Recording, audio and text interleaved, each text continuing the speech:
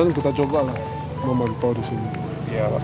Bagaimana adik-adik kita dalam melayani masyarakat, terutama seperti tadi ya. Ada yang mengatakan bahwa mereka tidak tahu bahwa di Takengon ini ada pemeriksaan begitu ketat. Padahal seluruh Aceh, kemudian juga pos keluar masuk perbatasan Aceh dan Sumatera. Ada. Kemudian juga kita jelaskan seperti tadi kepada masyarakat dari luar bahwa kita masih berada di zona merah Iya, Pak.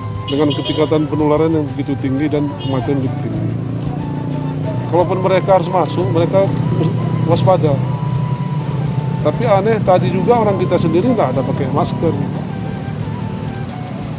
Jadi ini kelemahannya di mana? Mungkin ya, kemungkinan kelemahannya adalah di kampung.